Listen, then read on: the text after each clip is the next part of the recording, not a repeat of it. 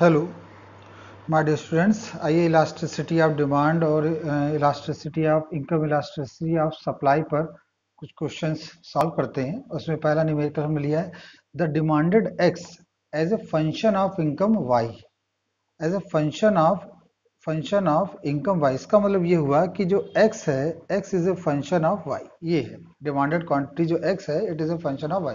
इसका मीनिंग ये हुआ इज गिवन बाई 30x, और वो जो रिलेशन है वो ये है, इस तरह से दिया है क्वेश्चन।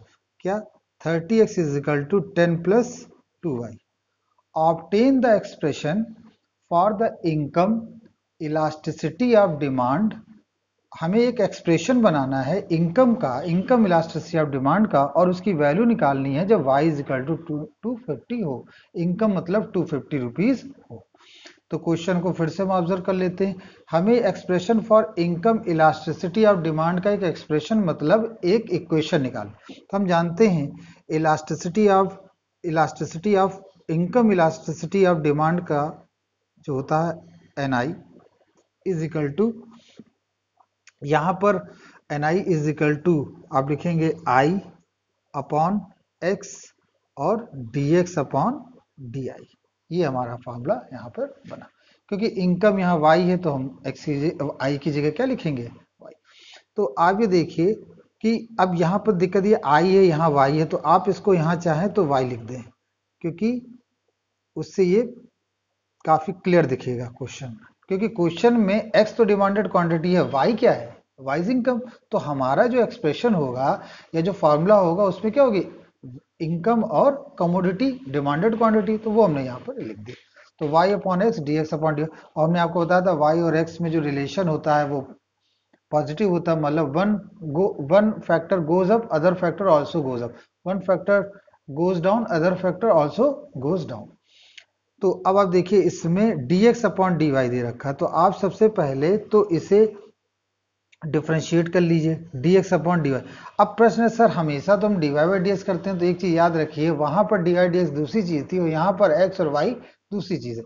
लेकिन आप इस आधार पे करिए कि किसका फंक्शन होता है। जैसे x is a function of y, तो y के रिस्पेक्ट में आप इसको डिफ्रेंशिएट कर सकते हैं।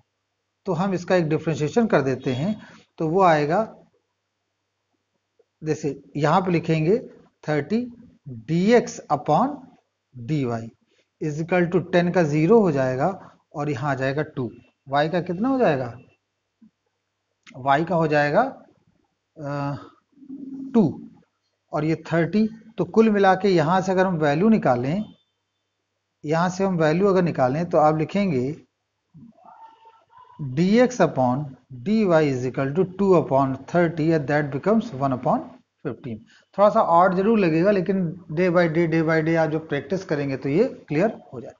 अब क्योंकि y बाई एक्स है तो हम ये करेंगे, अब आप देखिए यहाँ पर आपको y दे रखा है। अब प्रश्न ये उठता है कि सर इसकी जगह तो हम 1/50 यहाँ लिख देंगे, लेकिन हम यहाँ से x को गायब करें कि y को गायब करें, मतलब इलिमिनेट किसे करें।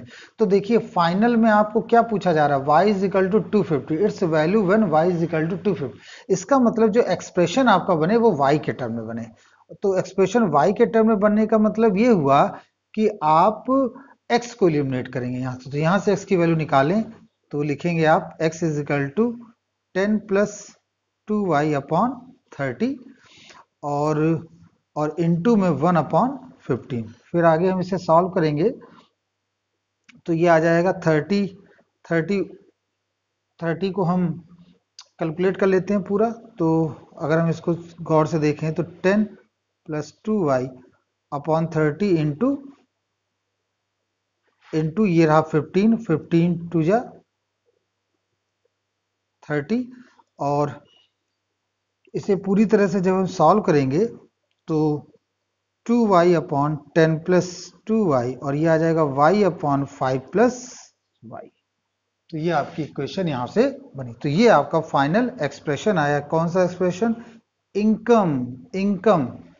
इनकम इलास्टिसिटी ऑफ डिमांड का। क्वेश्चन बहुत ही सिंपल है, आपको पहले फॉर्मूला याद रखना है। फिर अनदर क्वेश्चन राइजेस होगा कि सर हम किस तरह से इसको इक्वेशन किससे बनाए, x से बनाए कि y में बनाए। तो वो हमें बताएगा कि आपसे फाइनल में पूछा क्या जाए। अगर ये टर्म यहाँ नहीं लिखा होता तो फिर हम इसको किसी एक जगह पर वैल्यू हम पुट कर देते और वो आइदर एक्स में या वाई में। लेकिन जनरली हम क्या करते हैं, जो वैल्यू शुरू में दी हो जाती है उसी को हम यहाँ पर पुट करके इसको सिंप्लीफाई कर लें। इसके कैलकुलेशन को आप 2-3 बार प्रैक्टिस जरूर कर लें जिससे कि आप परफेक्ट हो सके। अनदर इंपॉर्टेंट पॉइंट है y इज इक्वल टू 250। अब फर्स्ट पार्ट तो ये हो गया। सेकंड पार्ट में हमें ny तो दिया है, लेकिन अब हमें क्या निकालना है, y इज इक्वल टू 250 पर इसकी वैल्यू निकालनी है, किसकी, इनकम इलास्टिसिटी ऑफ डिमांड की। तो y इज इक्वल टू 250 रखा अपॉन 5 प्लस 250, 250, 255, 0, 50 बाई 51, ये आपका आंसर आया। आई होप ये क्वेश्चन बहुत ही अच्छा और अलग है, लेकिन यही नॉलेज है, इसी को बोलते हैं कि आपको नॉलेज गेन करना चाहिए। मैक्सिमम जितना ज्यादा हो सके आप नॉलेज गेन करेंगे उतने ज्यादा आप परफेक्ट बनेंगे। अगला क्वेश्चन देखिए, सप्लाई फंक्शन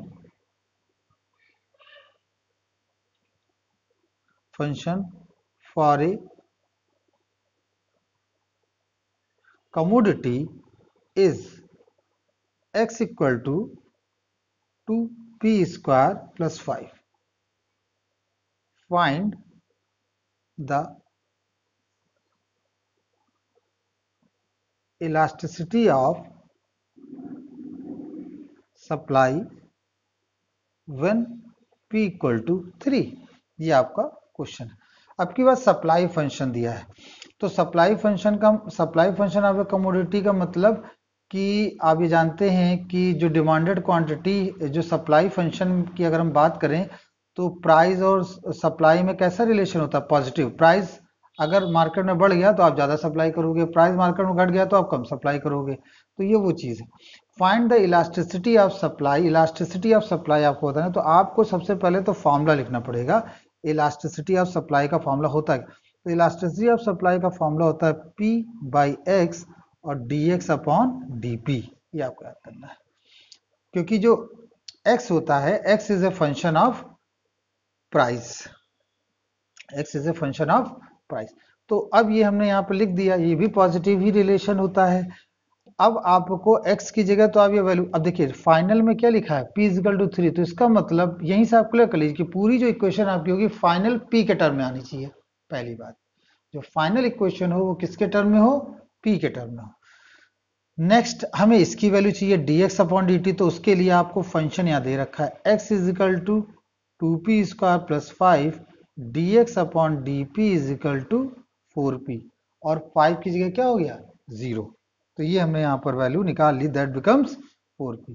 अब देखिए ns इजिकल टू p की जगह हम क्या रखें, अभी p को या तो हम रिप्लेस करें, रिप्लेस p को इसलिए नहीं करेंगे क्योंकि हमें फाइनल p की वैल्यू 3 में चाहिए, तो हम यहाँ पर करेंगे क्या कि हम x को रिप्लेस करेंगे। तो ये p लिखेंगे और यहाँ पर आ जाएगा 2p स्क्वायर 5 और ये आ जाएगा dx अपॉन dp।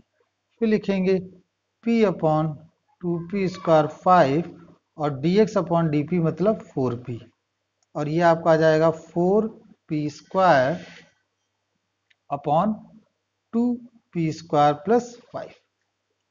ये हमने यहाँ पर लिखा। अब ये आपकी एक एक्सप्रेशन बन गया किसका, इलास्टिसिटी ऑफ सप्लाई फंक्शन का। अब आपको इसमें क्या निकालना है, अब आपको वैल्यू निकालनी है p इक्वल टू 3 पर इलास्टिसिटी ऑफ सप्लाई बताइए। तो p इक्वल टू कितना हो जाएगा, 3। तो ये 4 है, 3 लिखेंगे स्क्वायर हो गया, 2 लिखेंगे 3 का स्क्वायर हो गया प्लस 5, और ये आ जाएगा 4 इंटू 9 और 18 प्लस 5, इसको सॉल्व कर लेंगे 36 अपॉन 23। तो ये बच्चों यहाँ पर इसका आंसर निकला। आई होप ये क्वेश्चन आपको समझ में आया होगा। वीडियो को पॉज करिए, फिर बार बार इनको देखिए, यकीन जानिए आपको ये सारे कॉन्सेप्ट्स क्लियर हो जाएंगे। So let's stop here, hope you like it, thank you very much.